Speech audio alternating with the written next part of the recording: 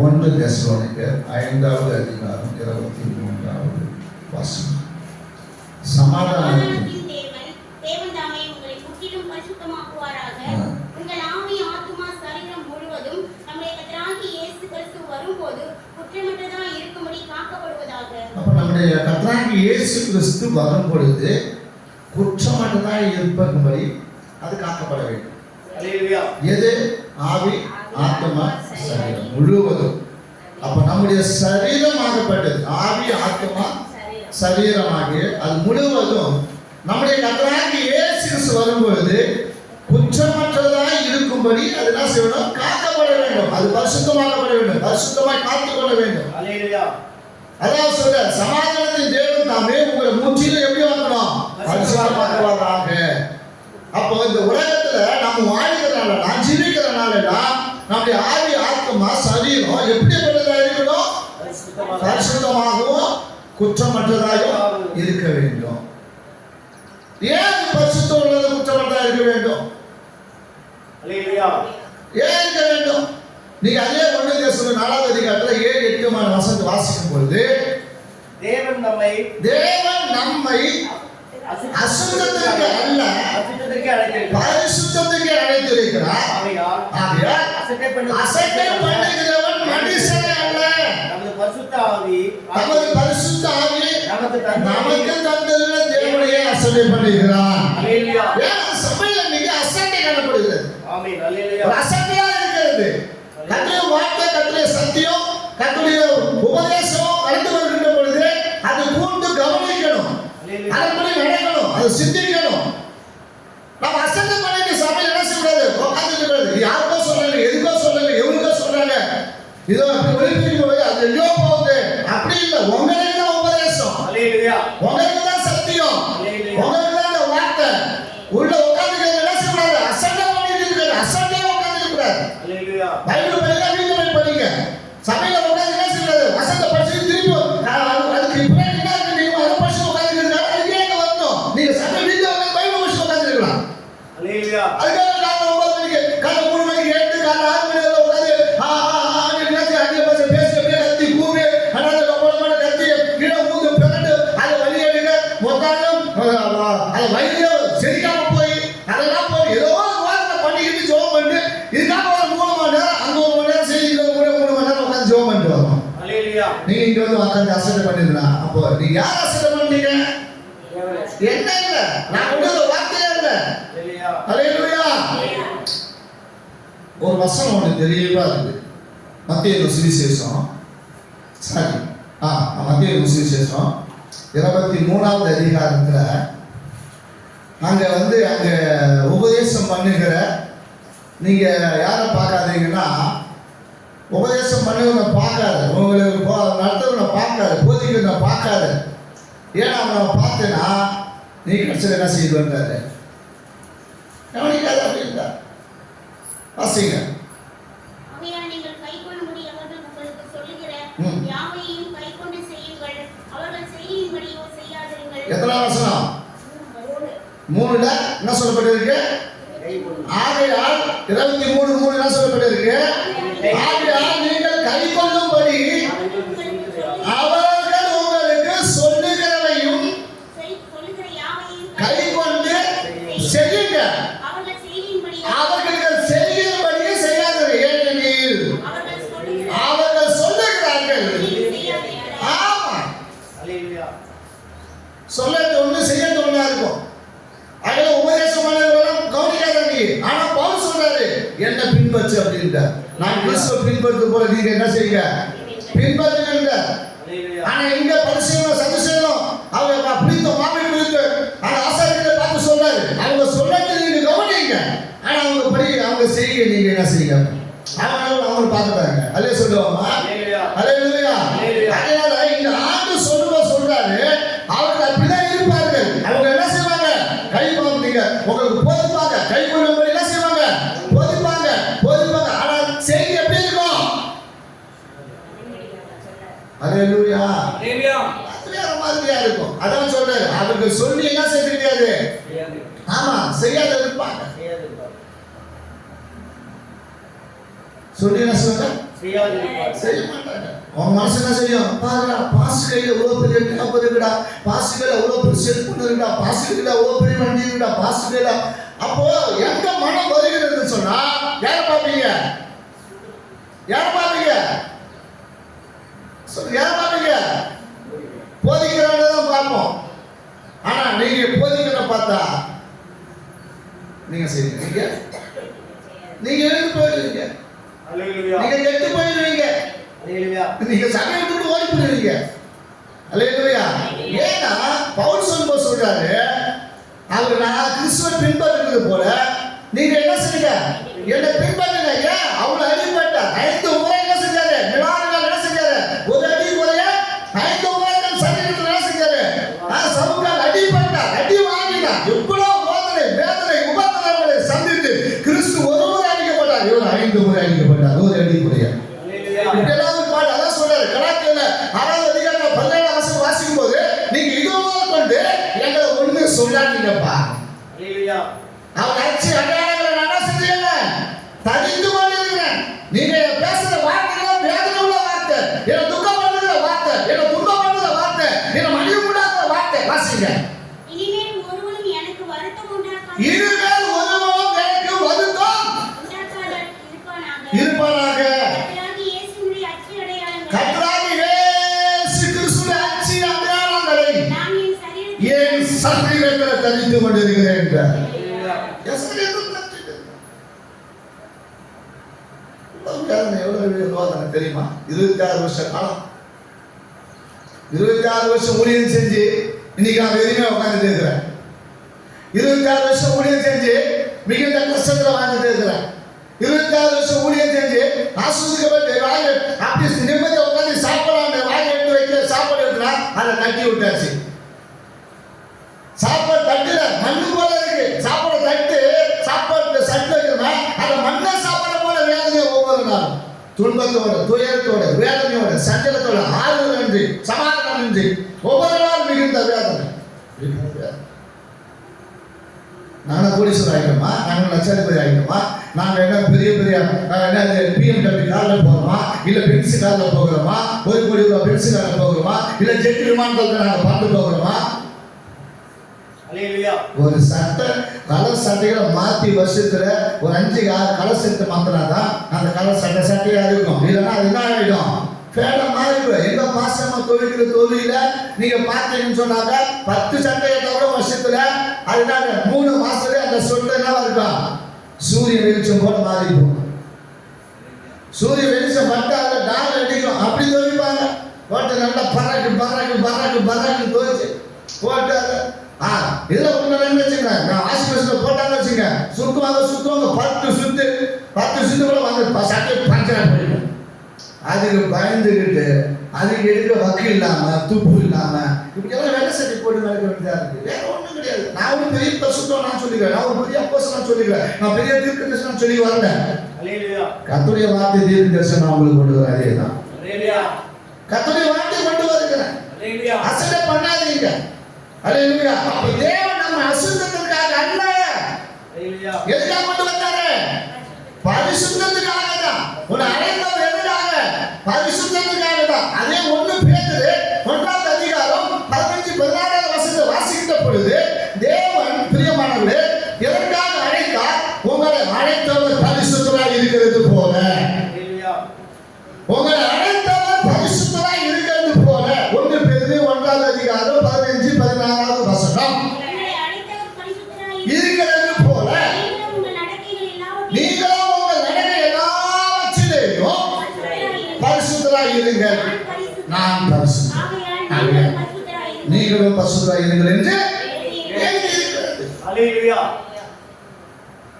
லேவியராகமத்துல போய் வாசித்து பார்த்தீங்கன்னா தெரியும் இதெல்லாம் அந்த பரிசுத்தத்தை குறித்து எப்படி இருக்கணும் அப்படின்னு. அல்லேலூயா. அப்போ கர்த்தர் உங்களை அழைத்தவர் யாரு? பரிசுத்தராய் இருக்கிறது போல நீங்களும் உங்கள் நடக்கை எல்லாவற்றிலும் எப்படி இருக்கணும்? பரிசுத்தமா இருக்கணும். அசுத்தமா இருக்கக்கூடாது.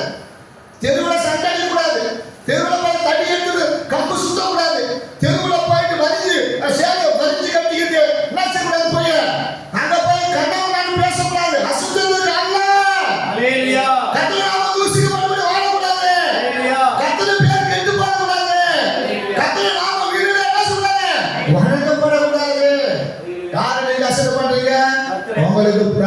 பரிசுத்த ஆவியே. ஹalleluya சண்டை போட்டு அடிக்கிறோம், திட்டுறோம், பேசாம இல்லை. உனக்காக கர்த்தரை யுத்தம் பண்ணுவா. ஹalleluya கர்த்தருடைய கரங்களை விடுவது எப்படி இருக்குமா? பயங்கரமா இருக்கும் என்று சொல்லுகிறார். பரிசுத்தமா வாழ என்ன செய்யும்? ஆமா, கற்றுக்கொள்ள வேண்டும். அதனால நீங்கள் சொல்லப்படுகிற காரியம் என்ன, சொல்லப்படுகிற வார்த்தை என்ன, வசனம் என்ன, அதுக்குள்ள நம்ம நாவல நம்ம என்ன செய்ய வேண்டும்? கற்றுக்கொள்ள வேண்டும். அதுக்கு நம்ம மாற்றி அமைச்சு கொள்ள வேண்டும்.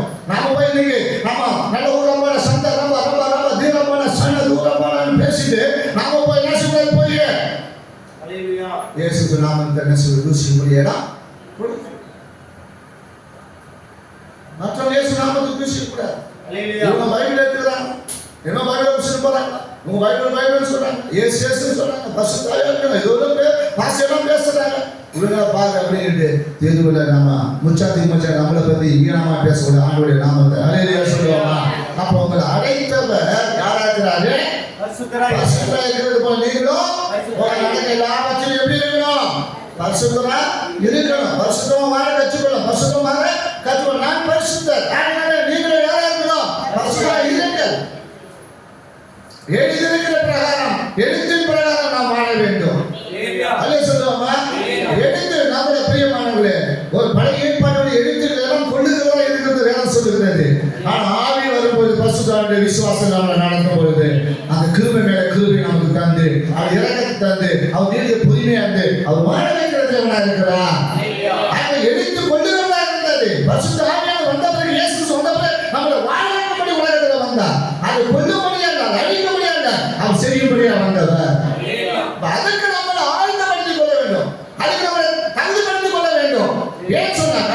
ஏற்கனவே 15ஆம் அதிகாரத்துல 11ஆம் வசனத்தை வாசிக்கும் போது அவர் சொல்றாரு, கர்த்தாவே 15:11 தேவர்களில் உமக்கு ஒப்பானவர் யார்? உமக்கு ஒப்பானவர், தேவர்களில் உமக்கு ஒப்பானவர் யார்? பரிசுத்தத்தில் மகத்துவம் உள்ளவரும் அவர் பரிசுத்தத்தில் மகத்துவம் உள்ளவரும் துதிகளில் பயப்படத்தக்கவரும் துதிகளில் பயப்படத்தக்கவரும் அற்புதங்களை அற்புதங்களை செய்கிற உமக்கு ஒப்பான தேவன் யார்? கரங்களை தட்டி மகிமைப்படுத்துகிறோம். அவர் பரிசுத்தத்தில் மகத்துவம் உள்ளவர். ஆமென் ஹalleluya அது எப்படிப்பட்டவர்? பரிசுத்தமுள்ள மகத்துவம் உள்ளவர். நீ துதிக்க ஆரம்பிச்சுட்டா உன் துதிக்க அவர் பயப்படாது. ஹalleluya அவர் இறங்கி வந்துடுவார். ஹalleluya அவருடைய பரிசுத்தமுடைய மகத்துவம் ஹalleluya வேற எதுக்கும் என்ன செய்ய முடியாது. அவர் வேற எதுக்கும் பேசாம இருப்பார். நீ துதிக்க ஆரம்பிச்சுட்டாக்கா அது துதிகள் அவர் பயப்படுத்தாங்க. ஹalleluya அல்ல சொல்லுவாமா? அப்ப தேவன் பிரியமானவர்களே எதுக்கு ஆசைப்படுவாரு? துதிக்க மட்டும் ஆசைப்படுவார். என் பிள்ளைங்க துதிக்க மாட்டானா, என்ன ஆராதிக்க மாட்டானா, என்ன பாட மாட்டானா, என் நாமத்தை உயர்த்த மாட்டானா அப்படின்னு அவர் அதுக்காக ஏங்கி தவிக்கிறது. நீ துதிக்க என் பிள்ளைகளை துதிக்க அப்படியே அவர் பயந்து இறங்கி வந்துடுவார். ஏன்னா அவர் அவ்வளவு பயங்கரமாகத்தான தேவன். அந்த அற்புதங்களை செய்து அவருக்கு ஒப்பான உலகத்தில் யாருமே இல்ல. ஹalleluya அப்படிப்பட்ட தேவனை நீங்கள் நான் ஆராதிக்கிறோம். ஹalleluya அவ்வளவு பரிசுத்தமுள்ள தெய்வத்தை நம்ம ஆராதிக்கிறோம். அப்ப நீங்கள் நான் யாரை மாறணும்? பரிசுத்தமா மாறணும். கட்டில மாறணும். ஹalleluya ஒவ்வொரு நாளும் நம்ம என்ன செய்யணும்? மாற்றிக்கிட்டே இருக்கணும். ஆவிக்குரியவர் எல்லாவற்றையும் நாம் நிதானித்து அறிந்து நாம் செய்வது தவறா இது சரியா என்று ஒவ்வொரு நாளும் ஆராய்ந்து ஆவிக்குரிய வாழ்க்கையில நம்ம என்ன செய்ய ஒவ்வொரு நாளும் மெருகேற்றி அதன்படி நம்ம வாழ நாம் கற்றுக்கொள்ள வேண்டும். ஆவியானவரை நாம் அழைக்க வேண்டும். ஆவியானவர் அதுக்கு உதவிக்காக அழைக்க வேண்டும். சத்தியாவிக்கு வரும்போது சத்தியாவியனுடைய ஒரு பரிசுத்த ஆவியான தேற்றம் வரும்போது அவர் என்ன செய்வோம்? சர்வ சத்தியத்தை நம்மள நடத்துவோம். ஹalleluya சத்தியாவியனுடைய தேற்றம் வரும்போது என்ன செய்வாரு? அவர் நம்மளை சத்தியத்தை அவர் போதித்தபடியே நமக்கு என்ன செய்வாரு? நல்லா போதிப்போம், அழகா போதிப்பா. ஹalleluya எப்படி நடக்கணும், எப்படி ஓடணும், எப்படி பேசணும், எப்படி பார்க்கணும், நாம் எப்படி செய்யணும், என்ன செய்யணும், அழகா சத்திய ஆவியாகிய தேற்றம் வரும்போது சகல சத்தியங்களும் அவர் போதித்தபடி நமக்கு போதிப்போம். ஹalleluya அதுதான் அந்த போதனைகள் எல்லாம், அதான் அந்த உபதேசம். இந்த வார்த்தையை நாம் கைவிட நம்ம வாழ்க்கையில மதுரூபப்பட்டுட்டே இருப்பாரு. ஹalleluya உங்களை ஆசீர்வாதம் மதுரமாகிட்டே இருக்கும். ஹalleluya உங்க ஆசீர்வாதம் மதுரமாகிட்டே இருக்கும். நீங்க ஆசீர்வதிக்கப்படுவீங்க. இன்மையில மாத்திரமல்ல, மறுமையில மாத்திரமல்ல, இன்மையில கர்த்தர் உங்களை ஆசீர்வதிக்காம விடவே மாட்டார். ஹalleluya அதுக்கு நம்மள பரிசுத்தமாய் வாழ கத்துக்கேனா அவர் பரிசுத்தர். ஆமென் எப்படி மகத்துவராய் மகத்துவம் பயப்படத்தக்கவர். நீ துதிக்க ஆரம்பிச்சுட்டா ஹalleluya துதிக்கு பயப்படாத. ஆமென் ஹalleluya எப்போ அசைவாய்வான் அவன் சாத்தானும் இவர் எப்போ அசைவான்னு பார்த்து அவன் நல்லா ஆராய்ச்சி அப்படி சரியான அவன் ஸ்விமிங்கில் போயிட்டே இருக்கிறான். எவ்வளோ ஸ்பீடில் ஆராய்ச்சி அவ்வளோ ஸ்பீடில் ஆராய்ச்சி அவரை மயக்க நிலையை கொண்டு போயிட்டு பார்த்தான் பாருங்க, இவர் மயக்க நிலையில் இருக்கிறார், இவருக்கு மேலே உயர்த்தணும் அப்படின்னு கொஞ்சோண்டு என்ன செய்யறான், இது தம்பிட்டு போனான். தான் நிறுத்தி என்ன செஞ்சாவன் வேண்டியை கொண்டு அவருக்கு மேலாக நான் வடபுறத்துல சீயோன்ல என்னை என்ன செய்ய சிங்காசனத்தை நான் சாபிப்பேன் தன் இறுதியில் தான் சொல்லினான். அமைக்கல தான் இறுதியில் தான் செய்ய இவருக்கு மேல. அப்போ எப்போ அவரை நாம அவரை ஏமாற்ற முடியும்னு சொன்னா, எப்போ அவரை நம்ம வசப்படுத்த முடியும்னு சொன்னாக்கா துதிதான். அப்பதான் ஒரு மயங்கிற நேரம் துதியில மயங்கி நின்று நாம என்ன வேணும்னாலும் கேட்கப்படுவோம். ராஜாக்கள் பாருங்க, உலக ராஜாக்கள் பாருங்க, உலக ராஜாக்கள் அப்படிதான் அவனுக்கு புகழ்ச்சி அப்படியே புகழ்ந்து அப்படியே அதெல்லாம் அவன் நல்லா மதுவில் இருக்கும்போது அவன் என்ன செய்வான், எல்லாம் கேட்பான், இன்னைக்கு என்ன வேணும் அப்படின்னு கேட்பான். உனக்கு என்ன வேணும் சொல்லு, ராஜ்யத்தோட என்ன செஞ்சிட ராஜ்யம் கொடுத்தோம் அப்படின்னு கேட்பான். மதுவை மயங்கிக்கு அவன் மயங்கி நிற்பான். அல்லே சொல்லுவோமா, இவரு அப்படிப்பட்டவர் அல்ல, துதிக்கு மயங்கி நிற்கிறார், ஆராதிக்க மயங்கி நிற்கிற ஆண்டவர். அப்படிப்பட்ட ஆண்டவரை நீங்கள் நான் ஆராதிக்க வந்திருக்கிறோம். எப்படிப்பட்டவராக இருக்கணும் அவருக்கு. அப்போ உங்களை அழைத்தவர் யாரு, உங்களை அழைத்தவர் யாரு, பரிசுத்தவர். அப்போ எதுக்காக, அசைவே பண்ணதுக்காக அல்ல, கை கொள்வதற்காக, பரிசுத்த மேல் பரிசுத்தம் அடைவதற்காக. அப்போ சமாதானத்தின் தேவன் நாம் உங்களுக்கு முற்றிலும் எப்படிப்பட்டவராகிறாரு, பரிசுத்தமாக்குகிறவரோ. இயேசு கர்த்தராகிய இயேசு கிறிஸ்து வரும்போது குற்றமற்றவராகும்படிக்கு அவர் நம்மை காக்கிற தேவனாக இருக்கிறார். ஹல்லேலூயா, ஹல்லேலூயா. சில காரியங்களை நான் கொஞ்சம் கவனமாக கொண்டு வருகிறேன், நீங்க எழுதிக்கீங்க, நீங்க எல்லாம் கவனமாக கேளுங்க. ஹல்லேலூயா சொல்லுவோமா. மோசேயோடு எந்த சூழ்நிலையில் பேசினார், என்ன அற்புதம் செய்தார். மோசேயோடு எந்த சூழ்நிலையில் பேசினார், என்ன அற்புதம் செய்தார். ஒன்று பேசினார், அவர் பேசின இடம் எப்படிப்பட்ட இடம், ஆனால் அடுத்தது அற்புதம் செய்தார். அது என்ன அற்புதம். நீங்கள் யாத்திராகமம் 3வது அதிகாரத்தில் 4வது வசனமும் 5வது வசனமும் அவன் பார்க்கும்படி கிட்ட வருகிறதை கர்த்தர் கண்டார். முட்செடியின் நடுவில் இருந்து அவனை நோக்கி மோசே மோசே கூப்பிட்டார். அவன் இதோ அடியேன் என்றார். அப்போது அவர் கிட்டி சேராயாக உன் காலில் இருக்கிற பாதரட்சியை கைட்டி போடு, நீ நிற்கிற பரிசுத்த பூமி என்று சொன்னார். தேவனை நம்ம பார்க்கணும்னா நாம சிலதை கைட்டி போடணும். சிலதை நம்ம என்ன செய்யணும், ஆமா, அது அந்த பரிசுத்தத்துக்கு தடையா இருக்கும். பரிசுத்த தெய்வத்தோட பார்க்கும்போது பேசும். அவர் அந்த முட்செடியில் என்ன செஞ்சுக்கிறாரு, பத்தி எரிஞ்சிட்டு இருக்கிறார். இவன் என்ன செய்யறான், ஏதோ முட்செடி பத்தி எரியுது அப்படின்னு என்ன செஞ்சுக்கிறான், ஏதோ பார்க்கறான்னு பாரு. ஏன்னா கண்ணு பூத்து போயிடுச்சு. ஆடு மேய்ச்சி மேய்ச்சி மேய்ச்சி மேய்ச்சி மேய்ச்சி மேய்ச்சி சுற்றி 40 வருஷம் ஒன்றும் தெரியல, ஒன்றும் தெரியல, யாருக்கும் தெரியல, எப்படி பண்றதுன்னு தெரியல. ஆனாலும் என்ன செய்யறான், ஏதோ எரியுது, போய் பார்க்கறான். கிட்ட போகும்போதுதான் அவனோட கர்த்தர் பேச ஆரம்பிக்கும். அப்ப நீ கிட்ட வராத, நீ கிட்டி சேராத, நீ நிக்கிற இடம் எப்படிப்பட்ட பூமி, பரிசுத்த பூமி. அதுல உன் காலில் இருக்கிற என்னது பாதை மிதியடி என்ன செய்ய கைக்கு போட. சொல்லுவோமா, இன்னைக்கு நல்லா பாருங்க, நிறைய பேர் இன்னைக்கு ஷூவெல்லாம் போட்டு என்ன செய்யறாங்க, பள்ளிக்கூடத்தை டான்ஸ் ஆடுறாங்க, ஷூவை போட்டுக்கிறாங்க, என்னென்னமோ போட்டுக்கிட்டு என்னென்னமோ போட்டு ஆடுறாங்க.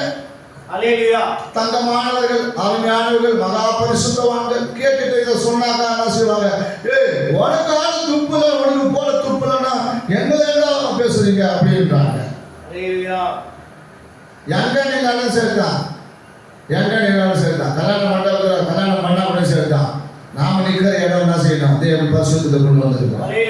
நாம ஒரு ஜெபம் பண்ண விட்டா செருப்பை கைக்கணும், எப்படிப்பட்ட ஷூ அதெல்லாம் கைக்கு போடணும். பாண்டிச்சேரியில வெள்ளக்காரன் ஒரு தடவை என்னுடைய மெயின் சாமிக்கு கூட்டு வந்தார். வெள்ளக்காரன் வந்துட்டான், வந்துட்டு என்ன செஞ்சாருனாக்கா, பேரல் பிஷர் என்ற ஒரு ஊழியக்காரர் அமெரிக்காவில் வந்து என்னது ராமேஸ்வரத்தில் பவுலோஸ் அவர்கள் மூலமா கொண்டு வரப்படுறது. அவர் வந்தார். வந்தப்ப என்ன செஞ்சாருன்னா அவர் ஷூவோட உள்ள வந்தார். அப்படியே என்ன செஞ்சாரு அவரு, அப்படியே பாஸ்டர் ஜான் பாஸ்டர் பேசுறாரு, நீங்கள் நில்லுங்க அப்படின்னாரு. ஏன் நம்ம ஷூவை வெளியே கை போட, நாங்களே எங்க பறிக்கிறது என்ன, நீ ஷூ கை போட்டா வரணும். வெள்ளக்கார அசந்து போயிட்டான்.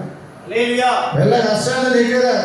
இல்லைன்னா சாரி மிஸ்டர் பேரல் மிஸ்டர், நீங்க என்ன செய்யுங்க, கை போட்டா எங்க பறிக்கிறது ஏறணும், வெளியே நின்றுடலாம்.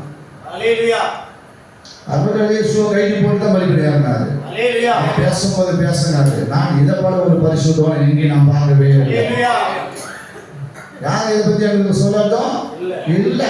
எங்க கலாச்சாரம் எங்க ஊர்ல என்னது, பனிகள் ஜாஸ்தி, குளிர் ஜாஸ்தி, அதெல்லாம் நாங்கள் செருப்பை போட்டுக்கிட்டு நாங்கள் நிற்கிறோம். அது சொல்றது எங்க ஊருடைய லொகேஷன், இந்தியாவுடைய லொகேஷன் வேற, உங்க லொகேஷன் வேற. அதாவது நீங்க போட்டது அங்கூர போட்டுக்கு என் ஊர்ல ஏன் படுப்படுத்து வந்தா நீ இப்படித்தான் இருக்கணும் அப்படின்னு சொன்னாரு.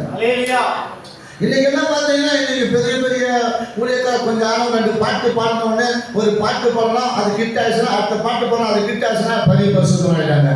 எல்லாம் கேன என்ன போல கேன ஊழியக்காரங்க இருக்காங்க பாருங்க. அவரு இன்னும் பெரிய பரிசுத்தம், அவரு பாட்டு எழுதிட்டாங்க, பாட்டு பாடிட்டா அது ஒரு 10 மில்லியன் பார்த்துட்டா, 20 மில்லியன் பார்த்துட்டாக்கா, 5 மில்லியன் பார்த்துட்டாக்கா அவருக்கு பெரிய வளமான ஊழியக்காரங்க. உடனே அவங்களுக்கு கூட்டு என்ன செய்ய, ஆட கொடுத்து பாட கொடுத்து அவன் 10 பேர் திரும்பி போயிடுவான். 100 பேர் அவரு 10 பேர் என்ன செய்வாங்க. இதே பண்ணா நீங்க இருக்கிற சுவிசேஷக்காரங்களும் கூட்டு ஊழியக்காரங்களாம் வீணா போனது, வெயிட் பண்ணலாம் வீணா போன காரணம் என்னன்னா, இதை போல சுவிசேஷங்களை கூட்டு சபையில கூட்டு தான் எல்லாம் வீணா போயிட்டாங்க. இப்ப போய் கையெழுதி நிற்கிறாங்க, ஐயா கொடுப்பீங்களா, ஐயா கொடுப்பீங்களா, ஐயோ ஏன் ஒன்ன காலத்தில் பயன்படுத்துறதுதான் பலிபீடத்தை கொடுத்துருக்கிறாரு. என்ன பயன்படுத்துறதுக்கு பலிபீடம் கொடுத்துருக்கிறாரு. ஒன்னாவது வச்சு பயன்படுத்துறதுக்காக பலிபீடத்தை விலக. என்னைக்கோ ஒரு நாளைக்கு ஏதோ ஒன்று கொண்டு வரது, ஒரு ஆண்டு விழாக்கு ஏதோ முக்கியமான கொண்டு வரலாம். உடனே அதில் கூட நம்ம ஆளுங்களை திரும்ப செய்யும். உடனே அவங்களுக்கு போய் காக்க பிடிக்க ஆரம்பிச்சிருங்க. நிலைமை அப்படி ஆகிவிட்டது. ஆனா இவர் என்ன செஞ்சாரு, கைக்கு போடு அப்படின்னாரு. ஆண்டவர் உடனே கீழ்படிந்தார். கைக்கு போட சொன்னா கைக்கு போடணும். தேவையில்லாத வருஷத்தை கைக்கு போடணும், கைக்கு போடணும். ஒரு பிள்ளை அப்படிதான் என்ன செய்யும், ஒரு கிறிஸ்துமஸ் டைம்ல பயங்கர அது உண்டான பிள்ளை. அது ரொம்ப சுமாட்டா இருக்கும், ரொம்ப கவர்ச்சியான முகங்கள் தோற்றங்கள் கவர்ச்சி. இந்த கவர்ச்சியில கவர்ச்சியான உணவு வந்தது. நான் செய்யேன், எல்லாருமே திட்டமும் இல்லை, காது கிட்ட போட்டு இனிமேல் இந்த என்ன செய்யக்கூடாது, எப்படிப்பட்ட ட்ரெஸ்ஸை போட்டு என்ன செய்யக்கூடாது, சர்ச்சைக்கு வரக்கூடாது அப்படின்னு, சபைக்கு வரக்கூடாது. அன்னையிலேருந்து இந்நாள் வந்த நான் பதச்சிக்கிட்டு தான் இருந்தது. அந்த பிள்ளை இன்னும் மதிக்கிறதே கிடையாது, சட்டம் பண்ணதே கிடையாது, மதிக்காது. நான் ஒரு ஊழியக்காரனே மதிக்காது. அது எங்கெங்கெல்லாம் போன உடனே என்ன செய்யும், அங்கே ஸ்டீலை மாற்றிக்கும். ஏன்னா அவங்க அப்படி விடுறாங்க, அப்படி இருக்கிறாங்க, ஊழியக்காரங்க அப்படி இருக்கிறாங்க, கடை விரும்புகிறாங்க, அவங்க மாட்டிக்கிறாங்க. நமக்கு தேவையில்லை. முன்னால இருக்கிற 4 பேர் என்ன செய்யக்கூடாது, அவர் என்னால கல்யாணம் பண்ணி பார்த்து பாருங்க, அப்படியே பயங்கர பரிசுத்த வதிப்படி இருந்தது. கடைசியில் போன ஒரு குடியாக போயிடலாங்க நீங்க பாய்ச்சல் கிளம்பி பண்ணி தேவனை விரும்புறது கிடையாது. இது பரிசுத்த கேடு. இது பரிசுத்தத்துக்கு நம்ம என்ன செய்யுது, ஒரு நாள் நம்மள நடத்தாது. அவரு அதை கீழ்படியணும். அப்போ மோசே கீழ்படிந்தார். அவனை கொண்டு கர்த்தர் பயங்கரமான அற்புதங்களை செய்தார். அது என்னாகும் 11வது அதிகாரம் நீங்கள் 18வது வசனத்தை வாசிக்கின்ற பொழுது அங்கே அவர் ஒரு அற்புதம் நடக்கிறது பாருங்க. நீ ஜனங்களை நோக்கி நாளைக்காக உங்களை பரிசுத்தம் பண்ணுங்கள், நீங்கள் இறைச்சி சாப்பிடுவீர்கள். யார் என்று என்றும்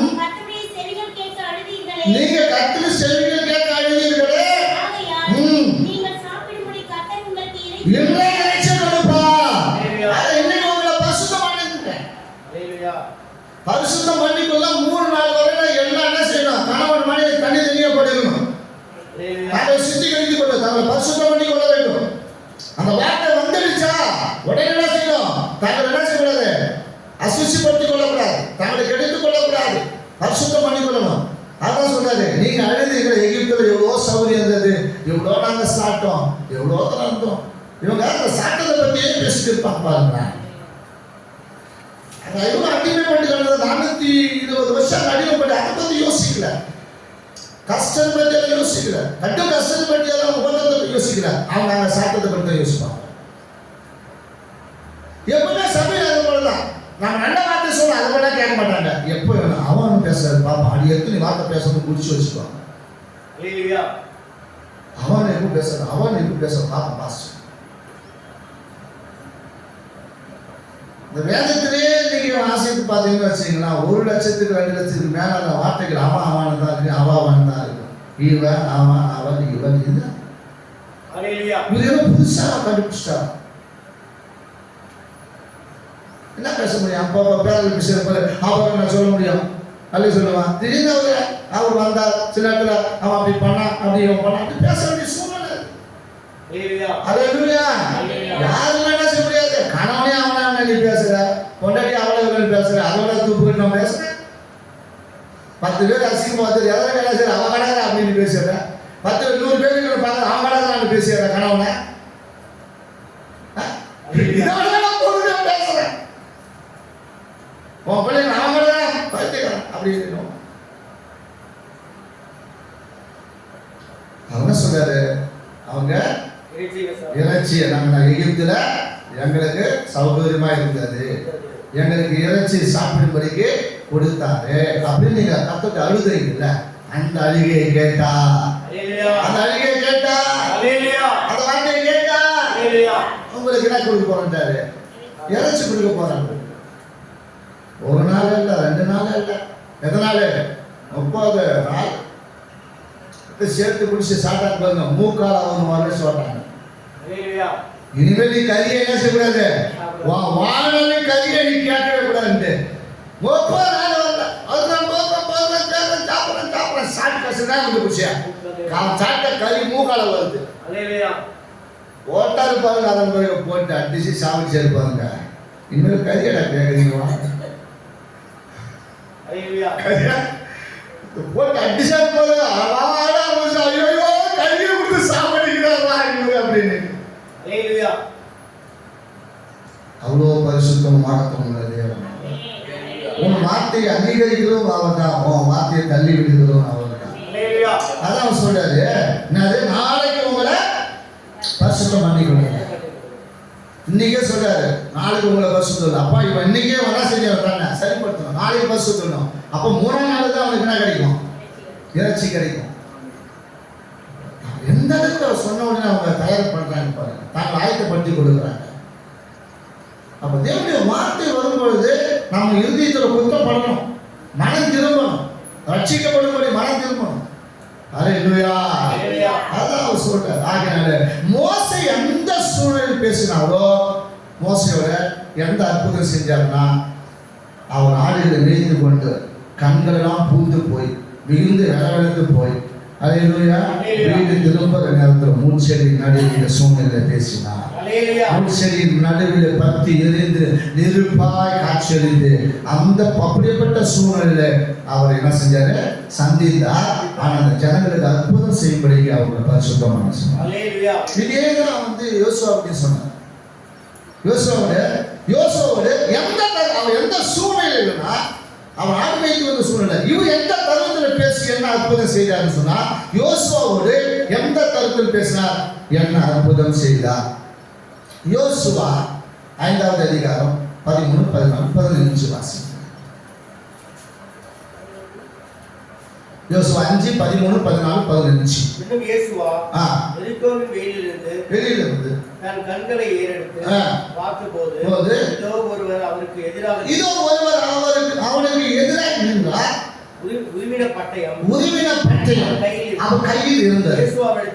யோசுவா அவரிடத்தில் போய் நீர் எங்களை சேர்ந்தவரோ, நீர் எங்களை சேர்ந்தவரோ, எங்கள் சத்துருக்களை சேர்ந்தவரோ என்று கேட்டார். நீர் எங்கள் சத்துருக்களை சேர்ந்தவரோ என்று கேட்டார். அதற்கு அவர் அல்ல, நான் கர்த்தருடைய சேனையின் அதிபதியாய் இருந்தபொழுது வந்தேன். இப்பொழுது வந்தேன். கண்ணாடி போட்டுமா தெரியல.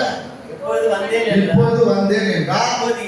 அப்பொழுது யோசுவா முகம் விழுந்து பணிந்து கொண்டு அவரை நோக்கி என் ஆண்டவர் தமது அடியானுக்கு சொல்லுகிறது என்னவென்று கேட்டான். அப்பொழுது கர்த்தருடைய சேனையின் அதிபதி யோசுவாவை நோக்கி, கால்களில் இருக்கிற பாதரட்சியை கழட்டி போடு, நீ நிற்கிற இடம் பரிசுத்தமானது என்றார். யோசுவா அப்படியே செய்தார். அங்க முட்செடி மத்தியில முட்செடியில அவர் அக்கினியாய் பத்தி எறிந்தாங்க தரிசனம். இவனை எந்த தருணத்துல சந்திக்கிறார்னா கையில என்ன வச்சிருக்கிறாரு, பட்டயத்தோட. அவருக்கு இருக்கிற வேறுபாடு என்ன? அவர் அக்கினியா அங்க இறங்கி வந்து பதில் கொடுக்கிறார். ஏன்னா இந்த ஜனங்களுக்கு மத்தியில போனா அக்கினி நாவுடையவனாய் அங்க கடந்து போனாதான் அங்க இருக்கிறவங்களை ஜெயிச்சுட்டு வெளியிட்டு வர முடியும். ஆனா இப்போ இவர்கிட்ட ஏன் இப்படி பட்டயத்தோட போகிறாங்க? இவர் யுத்த புருஷனா போகிறார். யாரு யாரு? யோசுவா யுத்த புருஷனா போறாரு. அவர் யுத்த இடத்துல நிற்க போறாரு. அப்போ அவருக்கு தேவையானது என்ன? பட்டயம் தேவை. ஆனா அவருக்கு தேவை வார்த்தை அக்கினியா இருக்கணும். ஏன்னா இவர் என்ன சொல்றாரு, என் நாம மந்தவாயி கொன்னவாயி, எனக்கு மந்தவாயி தெக்குவாயி, நான் எப்படி இங்க போய் பேச முடியும் அப்படின்னு அவனை அக்கினியா ஒரு அக்கினிமயமான இன்னொருத்தனை சேர்த்து கொண்டு போக சொல்லுறான். அப்ப அவனுக்கு அப்ப தேவைப்பட்டது என்ன? அக்கினி தேவைப்பட்டது. அக்கினி மத்தியில் நின்று பதில் கொடுத்தா காட்சி கொடுத்தார். ஆனா இங்க இவர் எப்படிப்பட்டவரா இருக்கிறான்னு சொன்னாங்க. வாசிங்க அந்த வசனத்தை. பின்னர் யோசுவா எரிகோவின் வெளியிலிருந்து, அதெல்லாம் போகல, பட்டயம் மட்டும் தான் நான் சொல்ல பாருங்க. உருவிட பட்டயம் அவர் கையில் இருந்தது. உருவிட பட்டயம் என்ன செய்தவருடைய கையில் இருந்தது. யோசுவா அவரிடத்தில் போய், நீர் எங்களை சேர்ந்தவரோ, எங்கள் சத்துருக்களை சேர்ந்தவரோ என்று கேட்டார். எனக்கு தெரியல. இப்போ அல்லேலூயா. மோசேக்கு கூட இவருக்கு சரியான அந்த லீடிங் இல்ல. ஏன் மோசேக்கு அந்த லீடிங்? அவனுக்கு போர்க்காலத்துல தேவன் முகமுகமா பேசும்படியான வார்த்தையை அவர் கேட்டாலும் கவனமா கேட்பார். இவருக்கு அனலைஸ் பண்ண முடியல. சரி, அல்லேலூயா சொல்லுமா? சரியான விஷயம் இல்லை. இவர் அவர் அபிஷேகம் பண்ணிவிடும் பொழுது இவன் போர்க்களத்தில் நிற்கிறவனை தான் அவனை பயன்படுத்தினான். அல்லேலூயா சொல்லுவாங்க.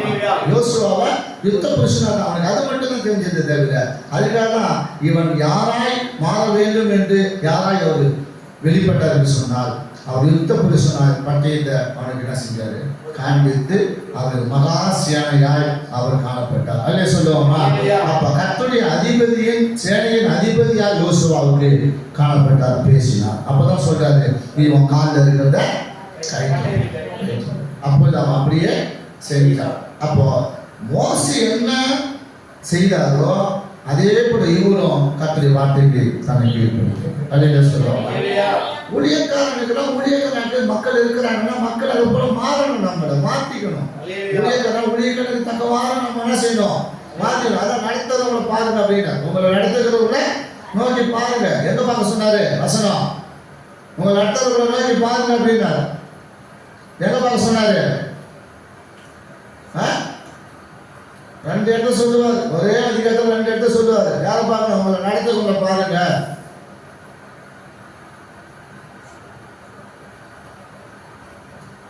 எங்க பார்க்க சொன்னாரு? நடத்துறவங்கள தெரியல. 13வது அதிகாரம் 7வது வசனம் 17வது வசனமும் என்ன புஸ்தகம்னா தெரியாது. நீங்க மேல போராட்டீங்க இல்ல? எபிரியர் பார்த்தீங்கன்னு வச்சுங்களா, 13வது அதிகாரத்தில் நீங்க பார்த்தீங்கன்னா அங்க சொல்லப்பட்டு இருக்கும். இது எத்தனையோ தடவை சொல்றாங்க இந்த வசனத்தை. இல்ல நீங்க படிக்க தேவையில்ல, வீட்டில் வாசிங்க, போயிட்டு வீட்டில் வாசிங்க. அந்த டாபிக் நான் கொண்டு போவேன். அதான் உங்களுக்கு அடுத்தது என்ன செய்ய சொல்றாரு, பார்க்க சொல்றாரு. அல்லேலூயா.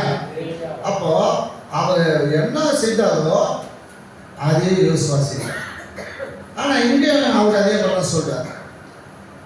மோசேக்கு என்ன சொன்னாரோ, ஜனங்கள்லாம் இப்படி இருக்கிறாங்க, ஆனா ஜனங்களை பரிசுத்தப்படுத்துங்க அப்படின்னு சொல்லி அந்த அந்த கரிக்காக அவங்க தங்களை பரிசுத்தப்படுத்தினாங்களோ அதே போல இங்க ஜனங்கள் யோர்தானை கடந்து போவதற்கு நீங்க என்ன செய்யுங்க, பரிசுத்தம் பண்ணிக்கிங்க அப்படின்னா வாசிக்கலாம். 3வது அதிகாரம் 5வது வசனம் யோசுவா 3:5. யோசுவா 3:5 யோசுவா ஜனங்களை நோக்கி உங்களை பரிசுத்தம் உங்களை பண்ணிக்கொள்ளுங்கள். பரிசுத்தம் பண்ணி கொள்ளுங்கள். நாளைக்கு கர்த்தர் உங்கள் நாளைக்கு கர்த்தர் உங்கள் நடுவிலே அற்புதங்களை செய்வார் என்றார். ஹல்லேலூயா. அப்போ யோசுவாவோடு எந்த தருணத்தில அவர் பேசினார்னா, பட்டயத்தை மகா சேனையாய் கையில பட்டயத்தை எடுத்து கொண்டு வந்தவராய் அவர் சந்தித்தார். அந்த தருணம் அது.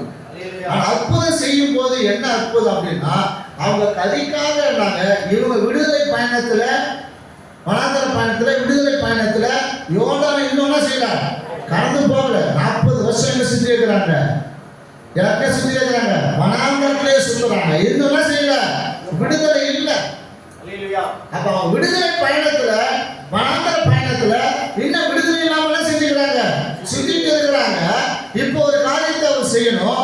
என்ன செய்யணும்? இப்ப அந்த ஜனங்கள் என்னன்னா, இப்ப கதிக்காகவோ அதுக்காக இதுக்காக இப்ப எதுவும் தான் செய்யல, அதெல்லாம் பத்தி அவங்க யோசிக்கல. ஏன்னா கேட்டவங்க செத்து போட்டாங்க, கேட்டவங்க செத்து போயிட்டாங்க. அது வந்து இவங்க பொய்மா செய்யறாரு. 40 வருஷம் சுத்திட்டே இருக்கிறார். இவங்க ஒருத்தோட எகிப்திலிருந்து ஒருத்தோட என்ன செய்யக்கூடாது, யோசுவா காரியத்தை தவிர எவங்க என்ன செய்யக்கூடாது, அந்த இடத்துக்கு போகக்கூடாதுன்னு திட்டமா தீர்மானம். எல்லாம் அந்த அங்க வந்து 6 லட்சம் புருஷர்கள் இருந்தாங்க பார்த்தீங்கன்னா, அவங்க எல்லாரையும் காலி பண்ணிட்டார். ஒருத்தம் கூட இல்லை. இப்போதான் மோதல் ஆண்டவர் செய்யறது, யோசுவா கூட பேசுறாரு. இப்ப நீங்க உங்களை என்ன செஞ்சீங்க, பரிசுத்தம் பண்ணீங்க. யோசுவா ஜனங்களை நோக்கி உங்களை பரிசுத்தம் பண்ணிக்கொள்ளுங்கள். நாளைக்கு கர்த்தர் உங்கள் நடுவே அற்புதங்களை செய்வார். நாளைக்கு உங்களுக்கு என்ன செய்வாரு, அற்புதம். இன்னைக்கு நீங்க என்ன செய்வோம், உங்களை அப்ப 3 நாள் சுத்திகரிப்பு, 3 நாள் சுத்திகரிப்பு உள்ளாரு. ஜனங்கள் சுத்திகரிக்கிறோம். நம்மள ஒரு 3 நாளைக்கு என்ன செய்யணும், உபவாசம் பண்ணி நம்மள என்ன செய்யணும், சுத்திகரிக்கணும். பிள்ளைகளை சுத்திகரிக்கணும், கணவனை சுத்திகரிக்கணும், மனைவி சுத்திகரிக்கப்படணும், பிள்ளைகளை சுத்திகரிக்கப்படணும். நம்ம வியாபாரம் தொழில் எல்லாம் சுத்திகரிப்புக்காக ஒரு 3 நாள் நம்ம உபவாசம் பண்ணி நம்ம என்ன செய்யணும், அப்பா சுத்திகரிக்க சுத்திகரிக்க சுத்திகரிக்க சுத்திகரிக்க கர்த்தருடைய பாதத்துல என்ன செய்யணும், சுத்திகரிக்கணும். அந்த பிள்ளைகள் கையில் பிரயாசத்தை ஆசீர்வதி, அவங்களுக்கு கலபடி மேல ஆக்கி, அவர்களை வாழாக்கலபடி தலையாக்கி நித்தமாக நடத்துவார். வறட்சியான நேரங்கள் செழிப்பாய் நடத்துவார். பத்தாத நீரூற்றை போல அவர் மாற்றுவார், வளர்கிற தோட்டத்தை போல மாற்றுவார், வளர்ந்து ஓங்கிய வளர்கிற கேதுரு மரம் போல மாற்றுவார், செழிப்பான பணமரம் போல கட்ட மாற்றுவார். இது கர்த்தர் கொண்டு வர வார்த்தைகள். கடைபிடித்து பாருங்க, சொன்ன வார்த்தைகள் அப்படியே உங்களுக்கு பலிக்கும். என்ன செய்யணும், உங்களை சுத்திகரிங்க. அவங்க செய்ய அதான் சொன்ன. மோசகிட்ட என்ன செஞ்சாரு, அவன் கறி அவனை சுத்திகரிக்க சொல்லு, அவனா சுத்தமா கலக்கிறாங்க. இங்க என்ன செஞ்சாரு, எல்லாம் எல்லாரும் என்ன செய்யணும், எல்லா நாளும் முடிஞ்சா போ, இனி இந்த பிள்ளைங்களை பரிசுத்தப்படுது, அடுத்த பிள்ளைங்களை பரிசுத்தப்படுது. இவங்க எதை தாண்டி போனோம்,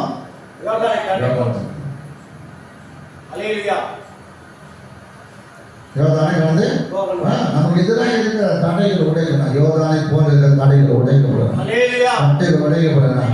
ஒரு 3 நாள் உன் வீட்டில் நீ என்ன செய்யணும், குடும்பமா உட்காந்து சுத்தி கறிங்க, உபவாசம் பண்ணுங்க. ஹல்லேலூயா. ஹல்லேலூயா. உனக்கு குடும்பமா இருக்க சபையில 3 நாளைக்கு வந்து உட்காந்து ஹல்லேலூயா. அப்படிப்பட்ட பிள்ளைகள் மேல கர்த்தர் கண்ணோக்கமா இருந்து கர்த்தர் ஆசீர்வதிப்பார்.